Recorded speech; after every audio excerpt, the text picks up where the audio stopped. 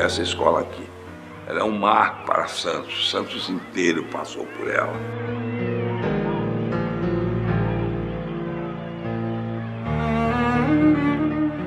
Era a minha segunda casa. Eu vibrava aqui dentro. Eu trabalhava com amor.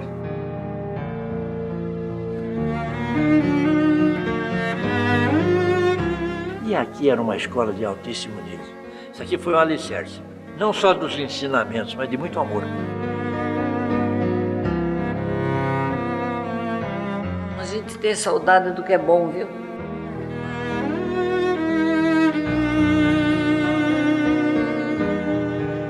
Quem passa por aqui, que já estudou, que não estudou, mas o Cesário Bastos é uma referência.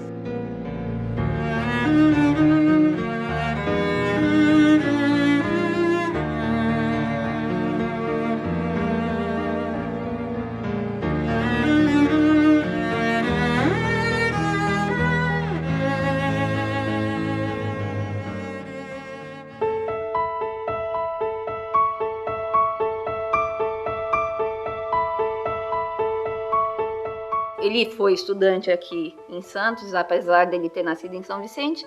Ele fez o ensino primário aqui e depois foi fazer a faculdade em São Paulo. Fez direito em São Paulo, se tornou político. Fundou o Partido Republicano e depois veio para Santos. Eu acho assim uma maravilha ver como ele pensava. Ele era futurista. Ele era um homem maravilhoso, um homem íntegro, sabe? Um homem de caráter. Papai foi criado por ele, porque minha avó ficou doente. Aí na época meu avô ficou sozinho, aí papai veio morar com ele e as minhas tias solteiras. O papai tinha o nome dele, José Cesário da Silva Bastos Neto. Meu irmão chama José Cesário Bastos Filho e tem um sobrinho agora que chama José Cesário da Silva Bastos, quer dizer, a quinta geração que começa com o mesmo nome. A gente tem orgulho, né, da pessoa dele, do homem que ele foi.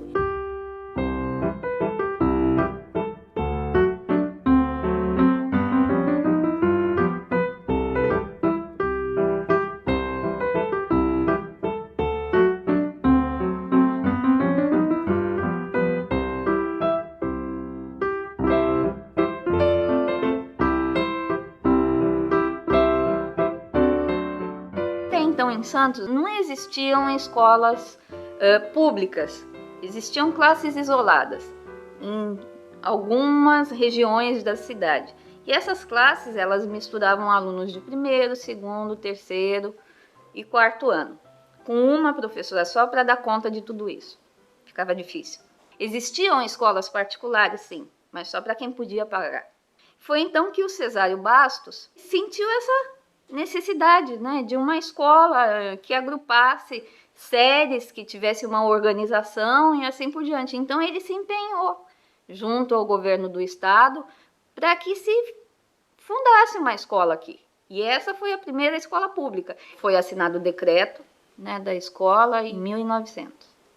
Em setembro, outubro, começou a funcionar a escola. Foi até uma casa cedida na 7 de setembro, né, esquina com a Brás Cubas. A casa tinha 5 salas de aula. Era uma casa mesmo que foi transformada numa escola. No primeiro ano, em 1900, a intenção era que o nome fosse Grupo Escolar de Santos. Era esse o nome. Só que o corpo docente, numa forma de homenagear o Cesário Bastos, pediu ao Estado que mudasse para Grupo Escolar Dr. Cesário Bastos, e foi atendido.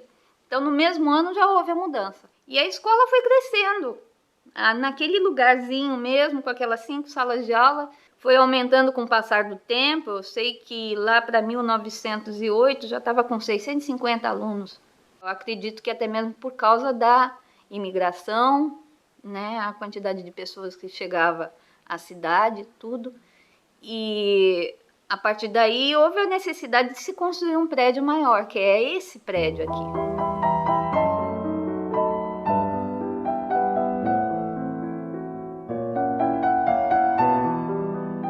Era uma escola assim, um tanto quanto diferente das demais, do padrão das demais. Porque todas as outras escolas públicas, em média, tinham 8 salas de aula e 2 pavimentos. Essa escola, em especial, 30 salas de aula. Então, 30 salas de aula, tinha a sala de artes plásticas, tinha a sala do médico, tinha a sala do dentista, tinha a cozinha, tinham 10 banheiros. Era uma coisa assim bem suntuosa mesmo, sabe? A intenção era abrigar a maior quantidade de alunos possível, porque realmente a escola estava absorvendo muita gente e não estava dando conta. Mas levou muito tempo para ser construída. Começou em 1907 e terminou em 1914. Mas só 2 anos depois é que ela começou a funcionar mesmo. Esse prédio, ele na sua totalidade, ele é um edifício que a gente chama de características ecléticas. Então tem reunião de elementos da arquitetura clássica, arquitetura barroca, arquitetura gótica. Ele é eclético porque a gente vai ver, se você reparar na fachada, né? Ele tem pilastras, algumas janelas são em arco pleno, outras são em arco abatido, né? Tem aquelas máscaras que a gente vê na entrada, nos 2 acessos principais. E esse vitral que tem aqui, com esse desenho Art Nouveau, ele é peculiar, acho que no estado de São Paulo inteiro. Prova é que ele é capa do livro da Fundação para o Desenvolvimento da Educação, né?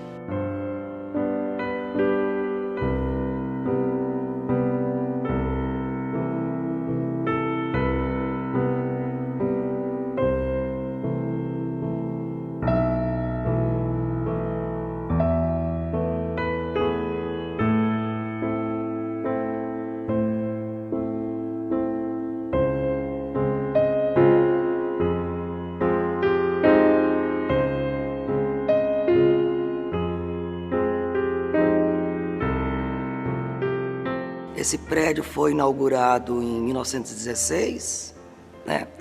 Depois a gente sabe que ele teve uma obra de ampliação da década de 1920, que é aquela parte lá atrás onde tem o galpão de madeira. Depois ele passou por uma outra grande obra de reforma na década de 1950, não sei precisar direito o ano, né? Onde foram trocadas muitas janelas, né? Que eram de madeira por ferro. Na década de 70 também teve uma outra intervenção, que foram construídos alguns anexos, muros. Aí houve um projeto de restauro nos anos 90, quer dizer, restauro, como eu digo, um projeto de conservação. E depois nosso escritório foi chamado para fazer esse projeto em 2004. Na época, por conta das diretrizes que eles nos deram, era para tentar fazer um serviço de conservação, onde o forte foi a questão dos sistemas, da tubulação, de instalações elétricas, prevenção e combate a incêndio, telefonia, lógica, que era tudo aparente, né? Quando a gente definiu que essa tubulação podia ser embutida, e quadros de energia também, esse trabalho foi precedido por uma prospecção pictórica, que foi quando foi localizada a pintura mais antiga. Chegaram na cor, que é essa cor que é a cor tradicional da escola. E elas fizeram um trabalho, trabalhavam com bisturi, né? E sempre mostrando, chamavam a gente mostrar, fizeram um trabalho com os alunos, a professora de artes junto com os alunos, até para não atrapalhar o trabalho delas, né? Porque ficavam aqueles andaimes pelo corredor e elas raspando o tempo todo, era diferente, elas usavam as máscaras, né? Aqueles óculos específicos, né? Ficavam com o bisturizinho lá, eles ficavam observando, perguntando. A obra teve que ser paralisada. A informação que a gente tem é que os recursos acabaram, a obra não foi concluída.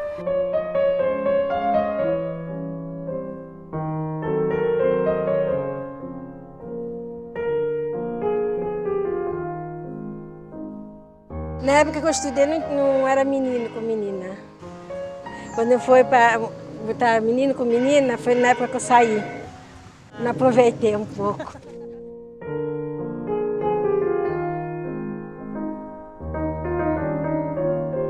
Deixa eu entrar com o pé direito.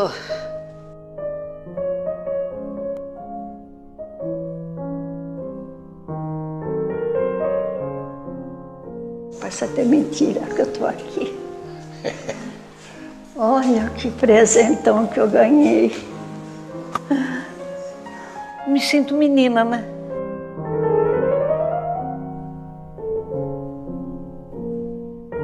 Esse piso aqui ainda é original, esse aqui é original. Eu me lembro daquela movimentação, né? A pessoa corria para lá, para cá, brincando. Toda vez que a gente subia, acho que todo mundo chegava, a primeira coisa era parar em frente ao Cristo. Dava as boas-vindas.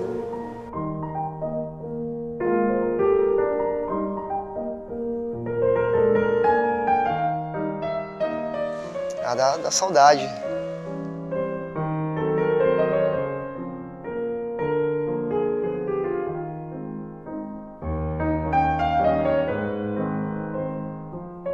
Nossa, ação do tempo, hein, olha. É ele que é fundador daqui. Nossa, isso precisava ser reconstruído. Eu frequentei uma dessas salas de aula.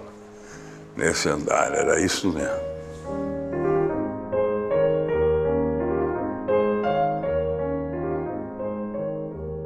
Parabéns, o nosso Cesário Bastos está uma beleza. Cuidem dele com carinho para poderem se orgulhar dele, como acontece hoje comigo. Eu pensei o seguinte, ele é classe, os alunos vão chegar, vão ler. Então, pelo menos fica para eles uma imagem de alguém que foi aluna como eles hoje, há tantos anos, e ainda tem amor ao colégio. Quem sabe em algum cai isso, né? Passo aí na rua, que quando eu vou fazer exame de sangue na Santa Casa, eu passo aqui. Eu digo sempre, olha a minha escola. Eu tenho todas as lembranças boas, né? Foi um período que eu estudei, que eu sempre tive alegria aqui na escola. Foi minha primeira escola. Eu entrei aqui com 6 anos. Para mim era tudo. Para mim era a minha educação, entendeu? Eu achava que aqui eu ia ser educada, aqui eu ia ter disciplina, aqui eu ia saber falar. Para mim era tudo. Eu vou para a escola, vou aprender a ler, vou aprender a escrever, vou aprender a conversar com os amigos.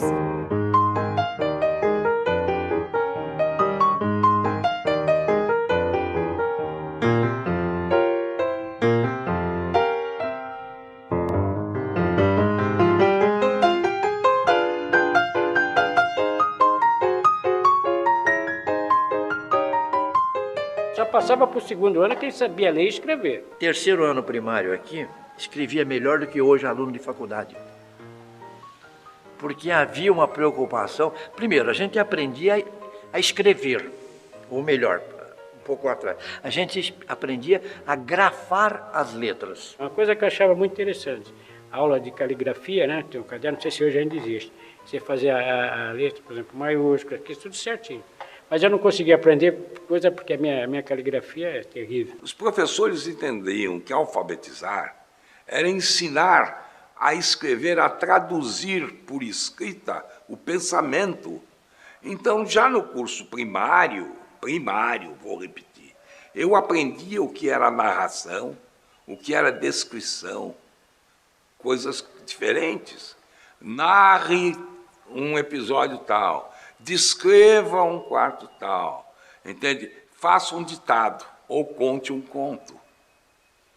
Então, veja bem, eu já tinha os elementos precisos para fazer literatura. Tinha aula de leitura, a gente levava a lição, né, marcada do livro, aí chegava na sala de aula, cada uma lia um trecho para a nota de leitura. Tinha a história do Brasil, amanhã a história é essa, a gente tinha que estudar para chegar, era fazer os mapas. No meu tempo, no primário, tu estudava álgebra. Estuda álgebra no primário, no quarto ano primário? Não estuda. Estuda geometria no primário? Não existe. Aula de música, que uma vez por semana a gente descia lá no pátio, aí na frente, para cantar o hino da bandeira, o hino nacional.